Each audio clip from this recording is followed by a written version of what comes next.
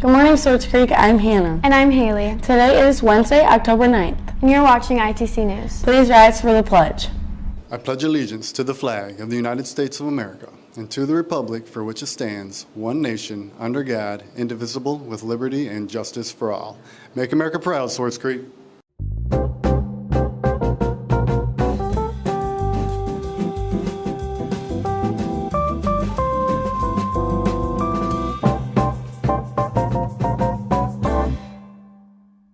Attention students, girls varsity volleyball has a game versus Linden at 6:15. Good luck, ladies. Attention students, the counseling office is planning multiple field trips to local colleges for the fall. Next week, students will get to visit Mott Community College on October 14th and a college fair that will be held at Mott Community College on October 17th. Then Oakland University on October 22nd. Students who are interested in attending one of these field trips must get a permission slip signed and turned in. Permission slips are located in the counseling office. These trips are open to senior and junior students only. To attend the Oakland University trip, you must have at least a 2.5 GPA. Please visit the counseling office if you have any questions. Here's a quick recap of all the best fall sports that happened last week. Reporters Allie and Lily gave us the look.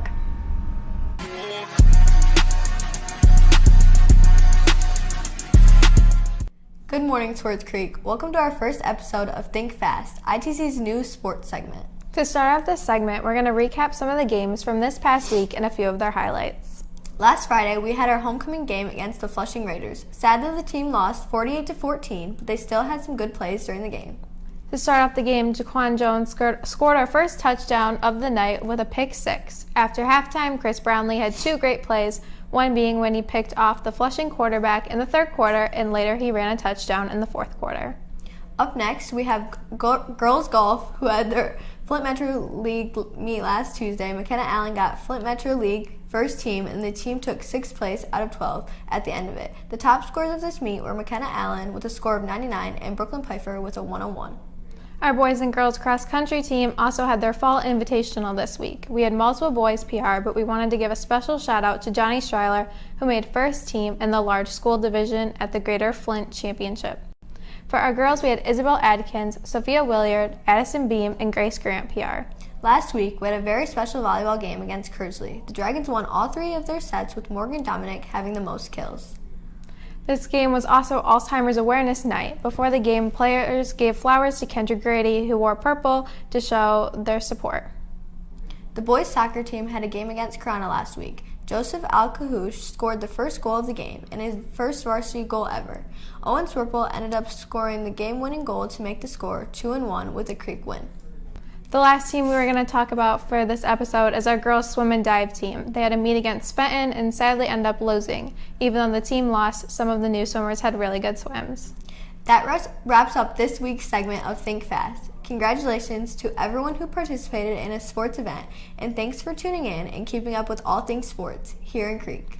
Don't forget to join us next week for more quick updates and exciting highlights. Until then, stay active and keep thinking fast, Dragons.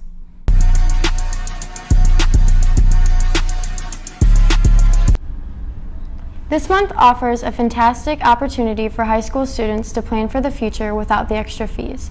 Several Michigan colleges are waiving their application fees to help you take the next step towards your higher education goals.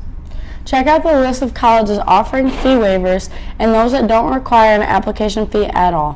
Whether you have a college in mind or you're still exploring your options, this is your chance to apply for free. Attention Creek. We want our students and staff to be equipped and ready with the skills of CPR. Please pay attention to your surroundings and be ready for anything to happen. When the time comes, we must be ready. When every second counts. Act fast. Do not give up. Push hard. Keep pushing when it's all on the line. Be there for each other. Be ready.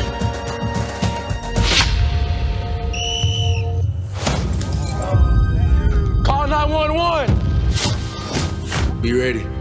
Be ready. Be ready. If you see a teen or adult suddenly collapse, it is important to act fast. Helping to save a life is easier than you might think. Just start hands-only CPR.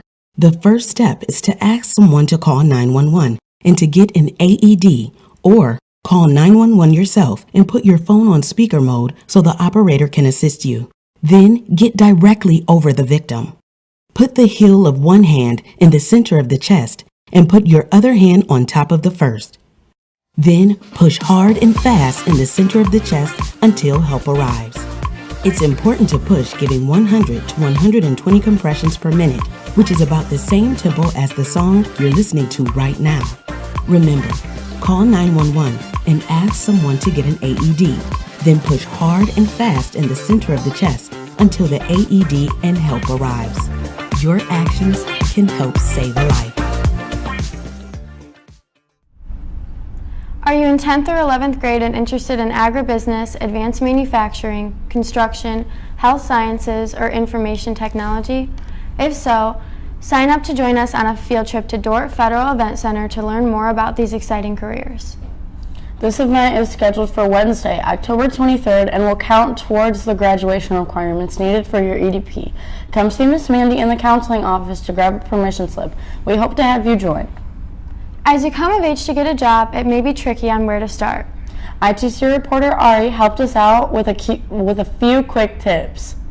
Are you unemployed? Are you under 18? Because this is everything you need to know to get a job as a minor. First, apply for a few jobs that hire people your age. If it's a big company, Google does so-and-so hire at your age. Just keep in mind individual stores may have their own age requirements. If it's not clear online, just call or visit in store and ask. Apply for as many as you can because you have no idea which ones will even give you an interview. If you do get called in for an interview, then dress for the job. If you're accepted, then get a work permit. There's two kinds, one for those who are 14 and 15 and one for those who are 16 and 17. You can get one from the office. Go to any training and orientation, which includes bringing your I-9 documents. Don't stress if you don't know what that means. Basically, there's 3 lists of identity verification documents, and you need either one from List A, or one from List B, and one from List C. These lists can be found by Googling acceptable I-9 documents and clicking the first link that isn't an ad. Quick note, some jobs may require extra I-9 verification documents. They should communicate to you how many to bring. And that's it. Once you finish training, you'll be scheduled, and now you can help move the cogs of capitalism ever so slightly. Make sure you get there on time, treat customers well, and work hard to keep your job now that you've got it.